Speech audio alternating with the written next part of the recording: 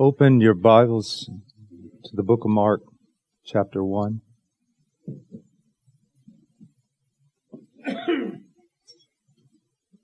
Many commentary writers on the book of Mark have said this, and I believe this. If you read the book of Mark correctly, you will be literally exhausted at the end of the book. Because the book is written in a way in which they are these snapshots of Christ. I mean, they just fly like a shutter speed on a camera. Bam, bam, bam, bam. Now, just look in chapter 1. Look at verse 10. Immediately coming up out of the water. Immediately. Look at verse 12. Immediately the Spirit impelled him to go out into the wilderness.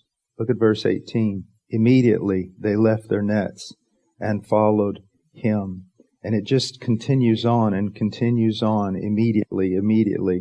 Then you get to 29, and immediately after they came out of the synagogue, they came into the house of Simon and Andrew with James and John. Verse 30, now Simon's mother-in-law was lying sick with a fever, and immediately they spoke to Jesus about her. Immediately. So what we're seeing here is Jesus never ceased to be God. But what He did as a man in the power of the Holy Spirit. He was the last Adam who came to reverse the undoing of the first Adam. Then we get to a very, very important text in 32. When evening came, now this is after all the immediates. It says, and when evening came, after the sun had set, they began bringing to him all who were ill and those who were demon-possessed. And the whole city was gathered at the door. And he healed many who were ill with various diseases and cast out many demons. And he was not permitting the demons to speak because they knew who he was. Now, I learned this from Leonard Ravenhill when not anything he said, but when I would ever go and hear him preach when he would come to Fort Worth. I can't tell you that I remember a lot of the things that he preached, but the one thing that is ironed in my mind, I mean, it's just, I can still see him. And something that the Lord has laid upon my heart is that after the sermon, the ministry begins. In that, I would see Leonard Ravenhill as an old man stand there for hours talking to people, especially young people. And if you've ever ministered in that way, a sermon is exhausting if it's preached with earnestness. When the Spirit of God works through a person, it literally takes a toll on their physical well-being. And then for hours afterwards, hours. And some of you know exactly what I'm talking about. You literally crawl into bed. You are so exhausted. But look at our Lord. Look at His humanity. This is real humanity. He came in the likeness of sinful flesh. That doesn't mean He was sinful. It means He came with not a pre-fall Adamic body, but He came with a body that was susceptible to all the consequences of sin, the innocent consequences of sin, being tired, being buffeted, being broken, being able to die, to suffer. And so here we have a man in which the Spirit of God is working through him with so much power. He's fighting not only the natural ills of the fall, he's fighting the demonic. He's doing everything. Virtue is going out from him. Okay? One time in Peru, I took a doctor with me. And I was up in the northern mountains in a place called Santa Rosa. And he was a doctor. He's a very good doctor. But, he could only bring a few things. It wasn't like he had a surgery table with him. And I will never forget what happened. When the people, there were about 1,100 mountain men and women gathered there for the conference. Just dirt, adobe, no running water, And when they found out he was a doctor, these men and women who were so kind, they stood in line all day and all night to try to get to him. There was no doctor, and they were just trying to get to him. And I saw them not like when we see this picture of Jesus working, I can imagine how a Renaissance painter would paint it. You know, all these people just peacefully waiting their turn to be ministered to. No. When need drives people, even good people can become aggressive.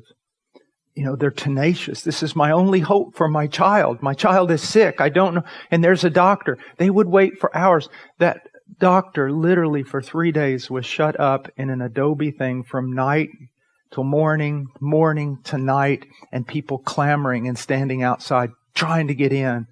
He was so wore out that he couldn't even hardly walk. So that's the picture we have here. Here are people in absolute desperation. I mean, children that are demon-possessed, others who are dying, others, you would do anything as a father and mother, even to the point of violence, even to the point of ripping a roof off a house, right? So I want you to see, here is the Messiah, here is Christ, and He is literally just drained. But look what we see. In the early morning, 35, while it was still dark. Now see, He was ministering while it was still dark. And now it's still dark again. And now I am not saying to you young ministers that you're supposed to live every day with 3 hours of sleep. That's not what I'm saying. That's not what this text is saying. What this text is saying, though, is that there's never a reason to leave off meeting with God. And sometimes, yes, you're going to go to bed at 1:30 and you're going to have to get up while it is still dark. Now, you can't live that way, but you must live a life of prayer. And it says, Jesus got up, left the house, and went away to a secluded place and was there praying. Secluded place. Jesus loved people, but we often find Him in a secluded place. Because if you never go to that secluded place, you will never be able to help one soul on this planet. It's the secluded place that make men and women able to be useful to the Lord. And He was praying there. Simon and his companions searched for Him. They found Him and said to Him, "Everyone is looking for you." Oh. Are you so heavenly minded, you're no earthly good? Don't you know there are people hurting? Don't you know there are babies crying? Don't you know there are people out there who need you, and you have gone off to have a devotional time? You see how this devil works? You see that? Young men, listen to me.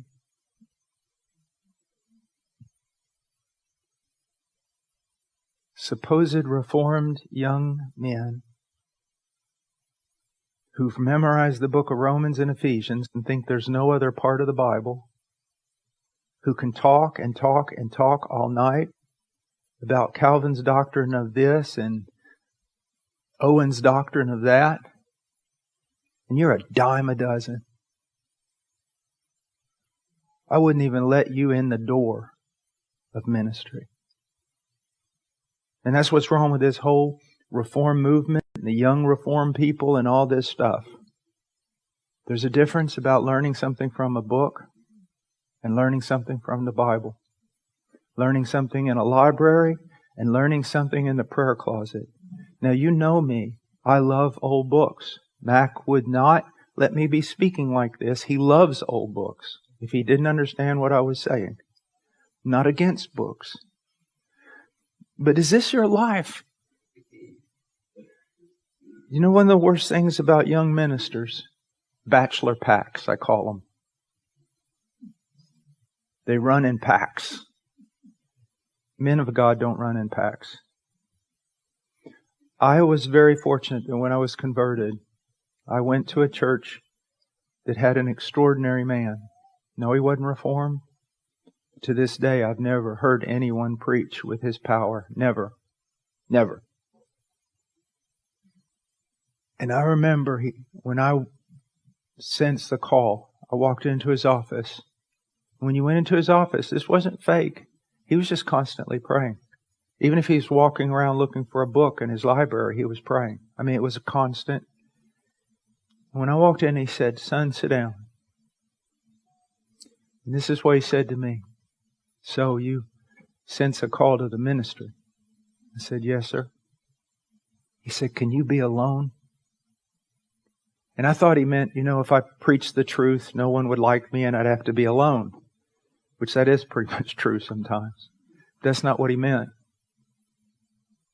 He was saying, when all those other boys out there are running around in bachelor packs, sitting at Starbucks, there wasn't a Starbucks back then, but sitting at Starbucks and talking about theology, I'm kind of putting some contemporary context to his words. Can you be alone with God? Can you be alone with God for hours, boy?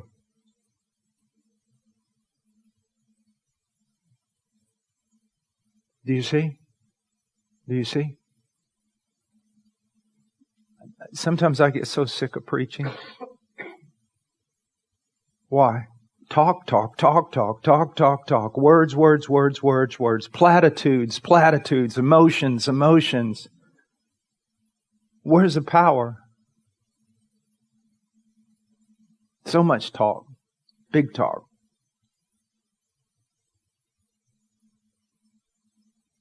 He was wore out. Yet look at our example. Look at our example.